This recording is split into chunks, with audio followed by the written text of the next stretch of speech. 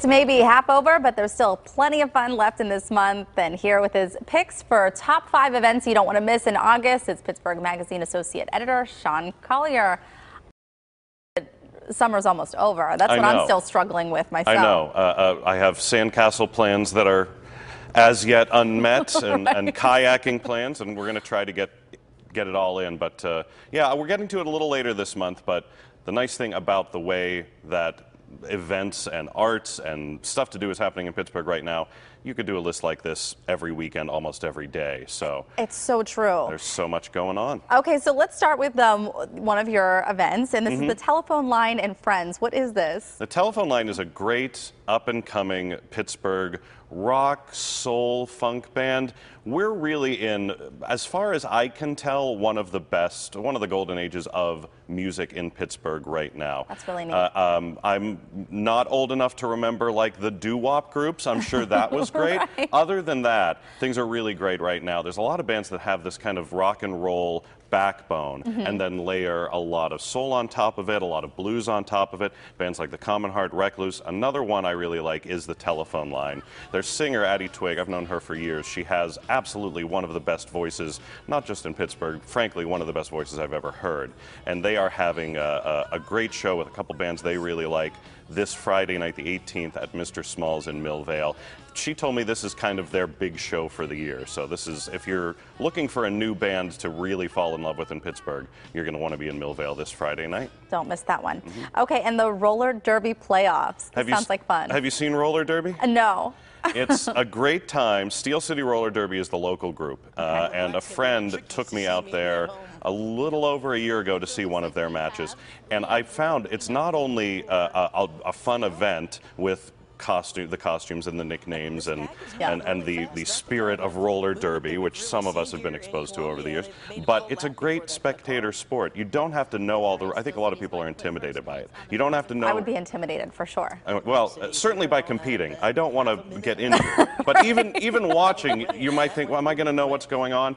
All you have to know going in is there's one person trying to get past the other people, and then it really becomes compelling to watch. And a great family event as well. This weekend, Steel City Roller Derby is hosting a national and actually international competition, playoffs and championships for Division II of the Women's Flat Track Derby Association. There are teams coming in from all over the country, as well as teams from Ireland, England, coming to compete at the David L. Lawrence Convention Center in a massive 3-day tournament. Yeah. And it is going to be both a really great atmosphere and really great competition. So if your kids are looking for something a little bit different, if they get bored at baseball games and are fed up with normal sports, this is going to be a lot of fun, both for adults and families alike. I'm always amazed what they can do at the convention center to bring something that massive into the, Yeah.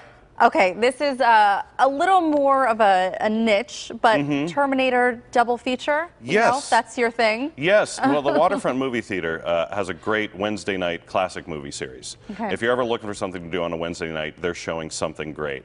This, or rather next Wednesday, the 25th, they are going to do a double feature. They're going to start with the original Terminator, Arnold Schwarzenegger, and then they are doing a screening of Terminator 2 in 3D. It was just converted to 3D.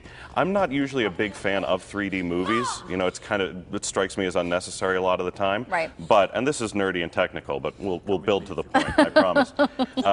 This is one where the director, James Cameron, oversaw the whole process himself, made sure that the film was fully restored while they were making it in 3D, and actually made the movie brighter. So you know how when you have the glasses on, it gets a little bit more dim. Yes. They corrected for that. The point is, they're saying that this is going to be the most impressive conversion of an older movie to 3D yet. Okay. So I'm very curious to see if that works. Whether or not it's as great as the original, those are two classic movies and going to be a great time at the Waterfront next Wednesday night. Well, maybe if Terminator isn't your thing, but you just like movies in general, it might be nice to see. Of course. Squirrel Hill Night Market, what is this? I love Squirrel Hill. It's one of my favorite neighborhoods to walk around, but every now and then I notice it's been a couple of weeks, even a couple of months since I've been there just to wander around Forbes and Murray. This is the perfect perfect opportunity. 100+ vendors from I Made It Market will set up on the street after dark, or it's summer, so in the evening, certainly.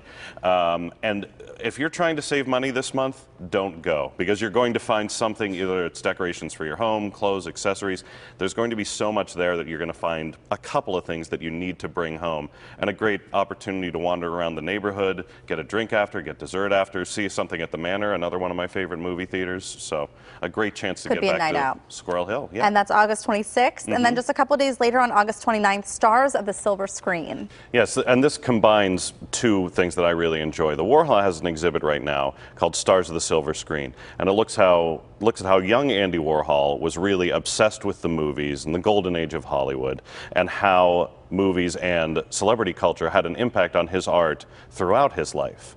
And there's a great series that hasn't been happening so much this year called Rooftop Shindig that happens downtown on the roof of the Theater Square parking garage with food trucks, drinks, live music, and a movie screening. So they combined these two. There's an offshoot of the Silver Screen exhibit happening as a rooftop shindig. They're going to show a great old Greta Garbo movie called Mata Hari, a performance by the torch singer Fat Man D. She's definitely our most Warholian singer. She would have been a Warhol Factory star if she happened to be alive 30 years earlier in New York, but we're fortunate to have her. She's going to perform as part of this rooftop shindig. That's Tuesday, the 29th of August. Definitely not to be missed. That sounds like a magical event. And there's also something else going on. Yes, Pittsburgh Magazine has a weddings event this Thursday. It's called Rocked. It's at the Rivers Club from 6 to 8 p.m. I cannot tell you that I am an expert on wedding planning or weddings or getting married. I know nothing about them, but I do know about Pittsburgh Magazine events, which are always lovely. I know about the Rivers Club. I've been there. I wrote a story on them. That's a fantastic venue. It's a private club, so a lot of people have not had a chance to go check it out. If you have a wedding coming up, this is your chance. You're going to get a lot of ideas for your wedding and just generally have a great time at the Rivers Club. That's this Thursday. You can get tickets at pittsburghmagazine.com/rocked. Sounds like something definitely if you have that wedding coming up. All right, thanks, Sean, for being here. You. And for more about all of the events Sean mentioned and more happenings around town, you can check out Pittsburgh Magazine online and on newsstands now.